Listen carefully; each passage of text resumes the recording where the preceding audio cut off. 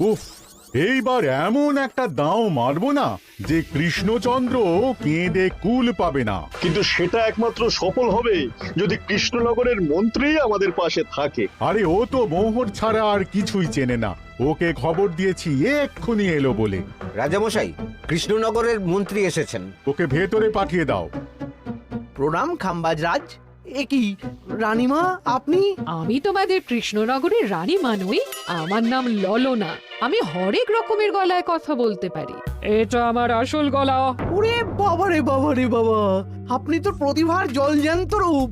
একে আপনি কোথা থেকে পেলেন খাম্বাজরাজ? বেশ কিছুদিন আগে একটা যাত্রা দেখতে গিয়ে ললনার সাথে পরিচয় হয়।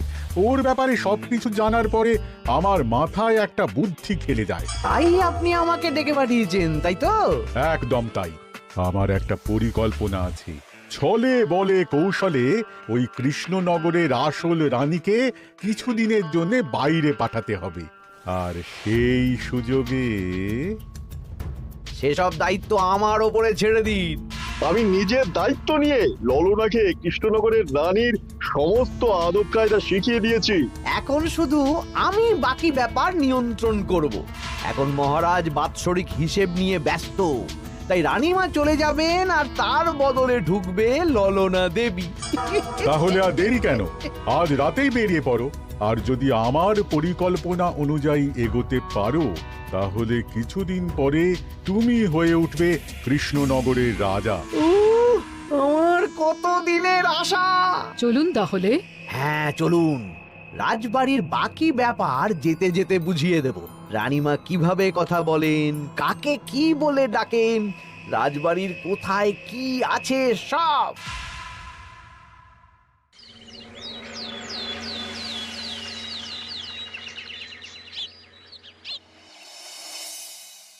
কি গো গিন্নি, জ্বরটা নেমেছে? এই জ্বরটা কমেছে, কিন্তু শরীরটা খুব দুর্বল গো। তুমি পারলে ভাতটা রান্না করে রাজবাড়ি যাও। আমি বেলার দিকে এই কিছু একটা তরকারি করব। না না গিন্নি, তোমাকে এই শরীরে রান্না করতে হবে না। আমি তরকারির সবজি কুটে রাখছি। হ্যাঁ, ওই পুটির মাকে বলে রাখবো, ও এসে রান্না করে দেবে। তাহলে তো ভালোই হয়। জ্বরে একেবারে শরীরটা দুর্বল করে দিয়েছে গো। হ্যাঁ, তুমি বিশ্রাম নাও গিন্নি, আমি রান্নাঘরে যাই। কি গোপাল আজকে এখনো এলো না? ও কোনোদিন সময় এসেছে মহারাজ? ওকে তাড়িয়ে আপনি একটা কাককে রাজসভায় রাখলেও সে সময়ে আসবে। আসলে গোপালের গিন্নির খুব জ্বর, আমি দেখে এসেছি। তাই হয়তো ওর গিন্নির সেবা শুশ্রূষা করতে গিয়ে গোপালের দেরি হচ্ছে। তোমাকে আর গোপালের হয়ে কাসুন্দি গাইতে হবে না। এই তোমরা থামো তো।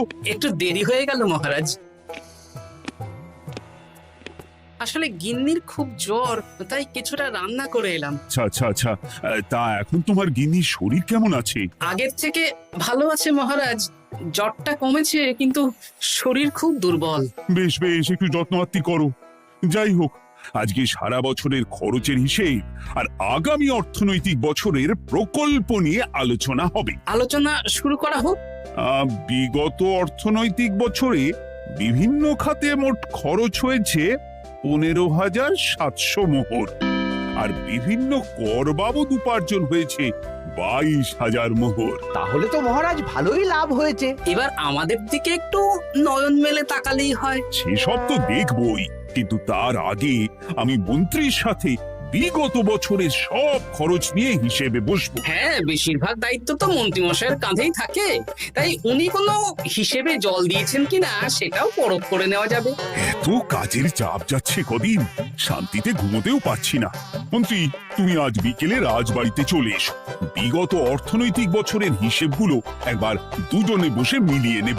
আচ্ছা মহারাজ, যা করার তাড়াতাড়ি করে নিতে হবে। এখন দেরি করলেই এই বছরের প্রকল্পগুলো শুরু করতে দেরি হয়ে যাবে। মহারাজের জয় হোক। বলো প্রহরী, তুমি কি কিছু বলবে? মহারাজ, একজন কালো চাদর মুড়ি দেওয়ার লোক এলেন আর আমার হাতে এই চিঠিটা ধরিয়ে দিয়ে চলে গেলেন। এই গরমে চাদর মুড়ি? অদ্ভুত লোকটা। কি রে বাবা? সর্বনাশ! কি হলো? তোমাদের রানীমার জ্যাঠামশাই খুব অসুস্থ, তাই পরিবারের সবার সাথে দেখা করতে চান। ও মা গো! আজ সভা এখানেই শেষ। এইবার শুরু হবে আসল খেলা। কি বলছেন মহারাজ? হ্যাঁ রানী, আমাকে এক্ষুনি জ্যাঠামশাইয়ের কাছে যাওয়ার বন্দোবস্ত করে দিন মহারাজ। কিন্তু রানী, তোমার জ্যাঠামশাইয়ের বাড়ি কৃষ্ণনগর থেকে ঘোড়ার গাড়িতে গেলেও তো 1.5 দিন সময় লেগে যাবে। এদিকে আমার এত কাজের চাপ।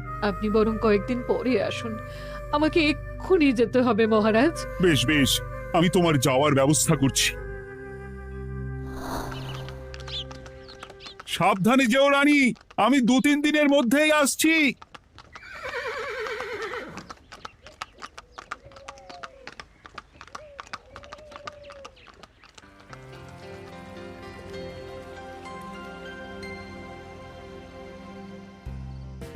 মন্ত্রী, বিগত অর্থনৈতিক বছরে আমাদের পাঠশালার উন্নতির জন্য কত খরচ করা হয়েছিল একটু দেখো তো। সব মিলিয়ে মোট 150 মোহর মহারাজ। কিন্তু আমার এখানে তো 170 মোহর দেখাচ্ছে। 170 মোহর? তা কি করে হয়? একই রানীমা, আপনি ঘোড়ার গাড়ি করে গেলেন আর হেঁটে চলে এলেন? সে আমার ব্যক্তিগত ব্যাপার, তুমি তোমার কাজ করো।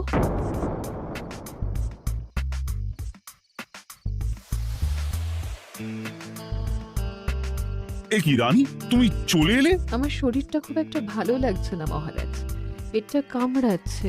তাই সহিসকে বললাম ঘোড়ার গাড়ি নিয়ে জ্যাঠামশাইকে দেখে আসতে, আর আমি বাড়ি চলে এলাম। ও, সহিস এসে খবর দেবে, তারপর আমি আর আপনি দুজনে একসাথে যাব। বেশ বেশ, ঠিক আছে রানী, তুমি বিশ্রাম নাও। বিশ্রাম না, আমি একটু স্নান ঘরে যাব, পেটটা কেমন মোচড় দিচ্ছে। মহারাজ কিছুই বুঝতে পারেনি, মজা জমবে।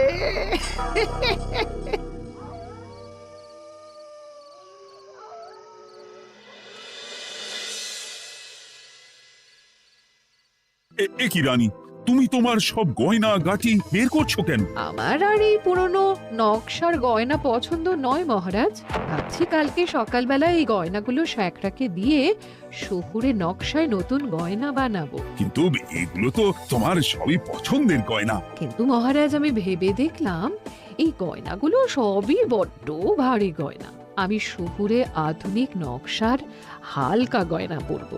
এমনিতে জ্যাঠামশাইয়ের শরীরটা ভালো নেই, মনটাও ভালো নেই, ও, পেটটা কেমন মোচড় দিচ্ছে। আমি আরেকবার স্নান ঘরে যাব।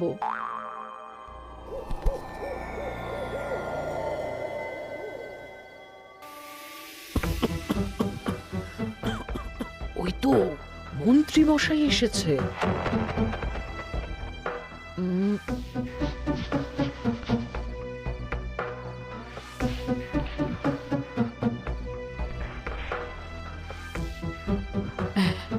এই রাজ্যে গোপাল আমার শত্রু, কালকে থেকে গোপালকে খাটাবে।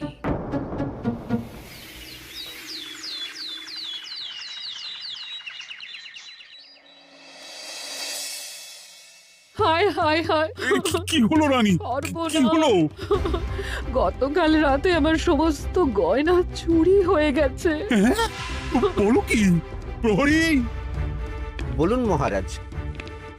গতকাল রাতে রানীর সব গয়না চুরি হয়ে গেছে। তুমি আরেকজনকে নিয়ে এক্ষুনি খোঁজ করা শুরু করো। যথাজ্ঞা মহারাজ।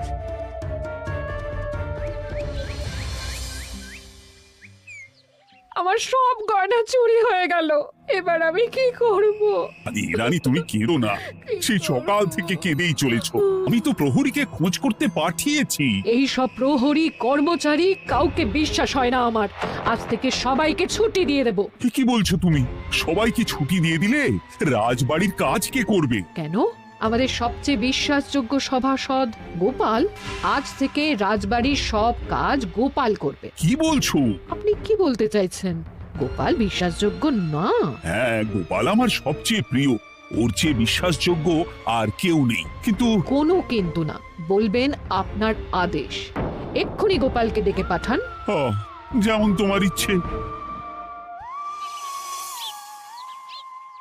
গোপাল, গতকাল রাতে রানী সব গয়না চুরি হয়ে গেছে, তাও আবার ঘরের ভেতর থেকে। আমি চাই তোমার মতো বিশ্বাসযোগ্য লোকই রাজবাড়ির সমস্ত কাজ করুক। মানেটা ঠিক বুঝতে পারলাম না রানীমা। মানে আমি রাজবাড়ির বেশিরভাগ কর্মচারীকে ছুটি দিয়ে দিচ্ছি, তার বদলে রাজবাড়ির কাজ করবে তুমি। কিন্তু কোনো কিন্তু না। রাজসভার ভাড়ামো অনেক হয়েছে, এবার থেকে তোমার কাজ বাসন মাজা, ঘর মোছা, কাপড় কাচা, পুরো রাজবাড়ি ঝাঁট দিয়ে পরিষ্কার করা। এই সেরেছে। যাও, রান্নাঘর থেকে বাসন নিয়ে পুকুর পাড়ে গিয়ে বাসন মাজবে। এ কি গোপাল, রাজসভা থেকে সোজা পুকুর পাড়ে? এ কি হয়েছে নাকি? খুব হাসি পাচ্ছে না? হাসি তো পাবেই, নতুন রানীমা আসার পরে তোমার এই হাল করে ছেড়ে দিল। নতুন রানীমা? না, আসলে ঘটা বলতে চাইছে রানীমা তোমাকে নতুন চাকরি দিয়ে এই হাল করলো। ও যা হয়েছে ভালো হয়েছে, আমার পেছনে না লেগে নিজের কাজ করুন যান। কোথায় কি বলতে হয় জানিস না নাকি? অভ্যেস নেই তো, তাই মুখ ফসকে বেরিয়ে গেছে।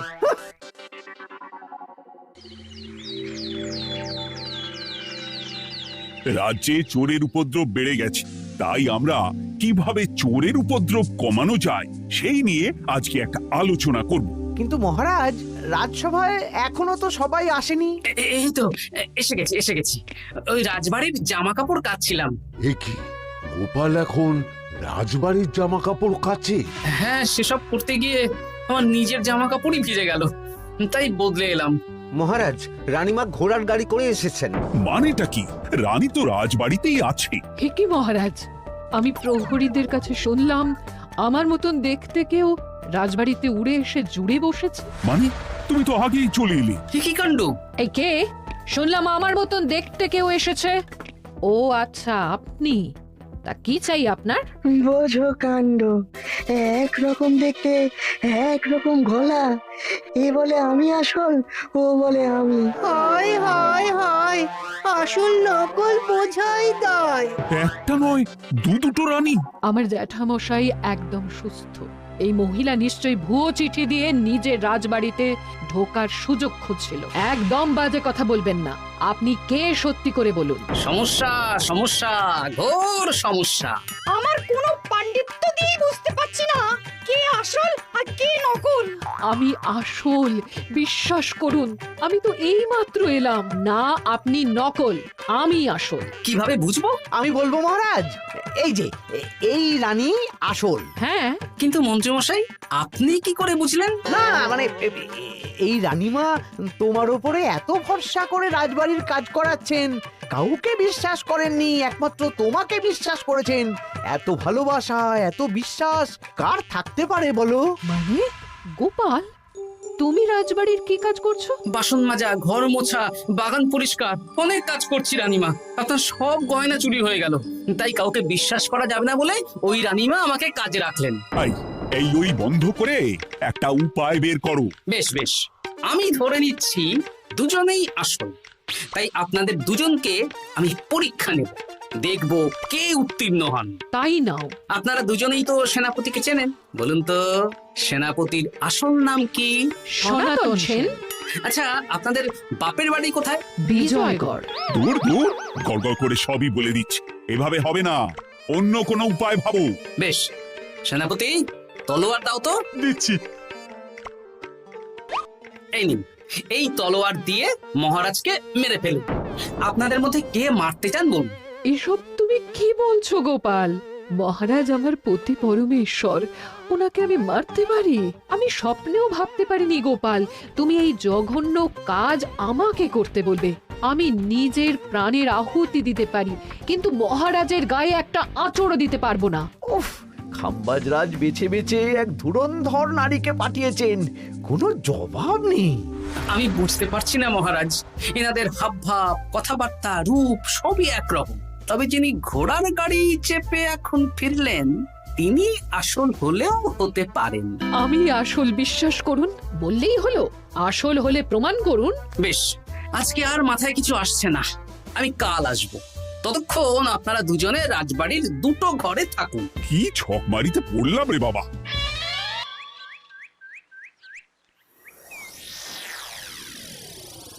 ললনা একদম তৈরি হয়ে এসেছে। দারুণ মজা হচ্ছে বলুন। এবার শুধু একবার আসল রানীকে সরিয়ে ললনা যদি রানী হয়ে যায়, তাহলে রানীর গয়নার মতন সব আমার হাতে চলে আসবে। তারপর কি হবে? তারপর ধীরে ধীরে মহারাজকেও কায়দা করে সরিয়ে দেব, আর খাম্বাজ রাজ আর আমি এই দুজনে মিলে এই রাজ্য চালাবো। কি বুদ্ধি আপনার মাথায়।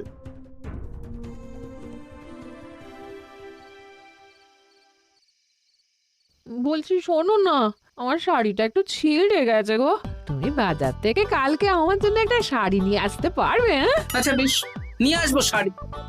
শাড়ি শাড়ি শাড়ি, এই তো মাথায় বুদ্ধি এসেছে। কাল নয়, আজকেই। গোপাল, তুমি কিছু ভাবতে পারলে? মহারাজ, আপনার দুই রানীকে ডাকুন। আমার তো একটাই রানী। ওই হলো মহারাজ, আসল নকল দুজনকেই ডাকুন। ওই গো, একটু বাইরে এসো। বলুন মহারাজ, আপনি ডাকছেন? আচ্ছা, আমি দুটো শাড়ি নিয়ে এসেছি, লাল শাড়ি আর নীল শাড়ি। এই দুটোই মন্ত্রপুত শাড়ি, এক সিদ্ধ পুরুষ দিয়েছেন। কে তিনি? না, সেসব এখন বলা যাবে না, তবে এই শাড়ি দুটো একটা একটা করে ওনাদের দিয়ে দিন। এবার আমি এই শাড়ির বিশেষত্ব বলি। হ্যাঁ বলো গোপাল, বলো।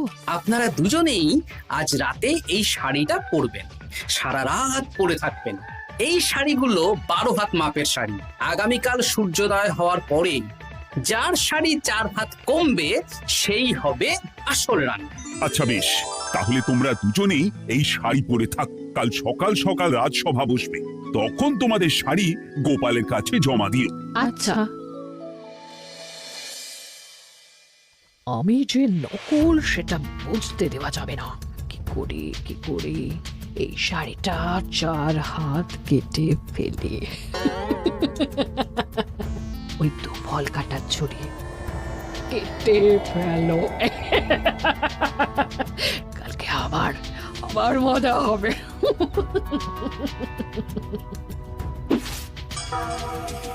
হে ঠাকুর, রক্ষা করো ঠাকুর, আমার শাড়িটা যেন 4 হাত কমে যায়। ঠাকুর রক্ষা করো।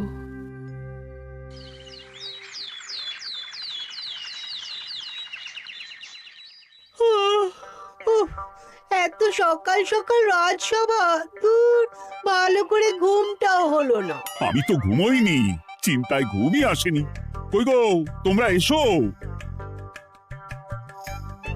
এই নিন আমার শাড়ি, এবার মেপে দেখুন, এটা 4 হাত কমে গেছে। এই দেখুন মহারাজ, বিশ্বাস করুন আমি আসল, কিন্তু এই শাড়িটা সারা রাত পরে থাকা সত্ত্বেও 4 হাত তো দূর, 4 আঙুলও কমেনি।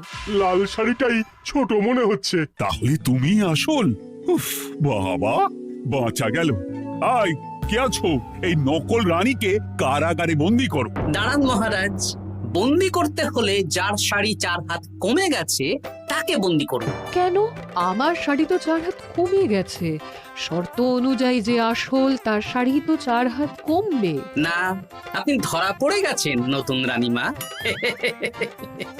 এগুলো কোনো মন্ত্রপুত শাড়ি নয়, এগুলো আমার পরিকল্পনার প্যাচ।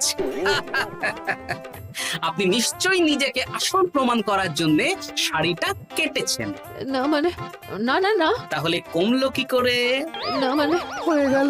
সত্যি গোপাল, তোমার বুদ্ধির জবাব নেই। গোপাল, তুমি আমাকে বাঁচালে। এই যে নতুন রানীমা, চুপ করে কেন? ওকে আমি কারাগারে গিয়ে বেত মারছি, তাহলেই সব বলবে। বল, কে তুই বল। আসলে মানে আমার নাম ললনা, আমি যাত্রাপালা করি, অনেক রকম গলায় কথা বলতে পারি। কদিন আগে খাম্বাজ রাজ আর এই মন্ত্রী মশাই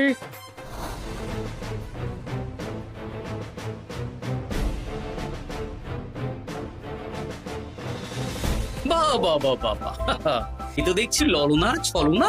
তার মানে রানীমার গয়না? ওগুলো তো সব মন্ত্রীকে দিয়েছে, জানলা দিয়ে কাপড়ে পেঁচিয়ে নামিয়ে দিয়েছি। মন্ত্রী, তোমাকে আমি শুলে চড়াবো। ভুল হয়ে গেছে মহারাজ, আমাকে ক্ষমা করুন। প্রাণে মারবেন না, সব গয়না ফেরত দিয়ে দেবো মহারাজ। তুমি শত্রু রাজ্যের প্ররোচনায় এত বড় ক্ষতি করতে চেয়েছিলে? ক্ষমা করুন মহারাজ, ক্ষমা করুন। সেনাপতি, মন্ত্রীকে 1000 বার বেত্রাঘাত করো। আর এই ললনার কি হবে? আমি অনেক দিন ধরে বাড়িতে একটা কাজ করার লোক খুঁজছি, ওনাকে পাঠিয়ে দিন। আমার গিন্নি শুয়ে বসে থাকবে আর উনি খাটবেন। নয়, হ্যাঁ, ললনার ছলনা ভেস্তে গেল।